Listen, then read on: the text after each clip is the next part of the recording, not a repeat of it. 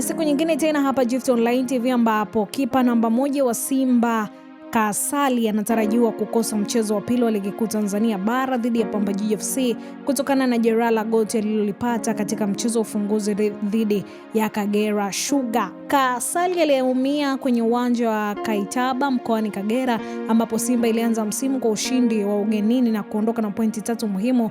Jeraha hilo lililazimika kipa huyo kutolewa uwanjani kabla ya mchezo kumalizika. Baada ya mchezo huo, jopo la madaktari wa Simba lilimfanyia vipimo vya awali usiku huo huo ili kubaini ukubwa wa jeraha na aina ya matibabu anayostahili. Akizungumzia hali hiyo, kipa huyo, meneja wa habari wa mawasiliano wa Simba Ahmed Ally amesema vipimo vinaonyesha Kasali amepata jeraha la msuli wa pembeni wa goti, lakini alitoa hofu kwa mashabiki kwani jeraha hilo si kubwa kiasi cha kuhitaji upasuaji. Kasali baada ya kupata jeraha alishindwa kuendelea na mchezo na kutolewa uwanjani usiku ule kufanyiwa vipimo vya awali ili kubaini kuwa jeraha alilolipata lina ukubwa kiasi gani, lakini taarifa njema kutoka madaktari ni kwamba jeraha lake si kubwa, halihitaji upasuaji wala kukaa nje kwa muda mrefu. Haya ni maneno ya kwake Ahmed Ally, lakini Ahmed aliongeza kuwa Kasali anampa muda mfupi wa mapumziko na matibabu kabla ya kurejea uwanjani, lakini akithibitisha kuwa kipa huyo na akitokea mechi dhidi ya Pamba Jiji FC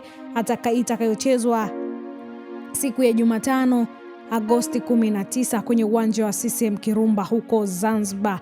Lakini Kasali atarejea uwanjani. Klabu hiyo inaweka kipaumbele katika kuhakikisha Kasali anapona kikamilifu kabla ya kumrejesha kikosini iwapo matibabu yake yatakwenda kama yalivyopangwa. Kipa huyo anatarajiwa kurejea kikosini katika mchezo unaofuata dhidi ya Singida Black Star, hatua inayomtoa afueni kubwa kwa benchi la ufundi la Simba katika msururu wa mechi zake za ugenini. Hii ni Gift Online TV, endelea kusubscribe, kushare, kulike pamoja na kucomment ili uzidi kupata taarifa nzuri hapa Gift Online TV.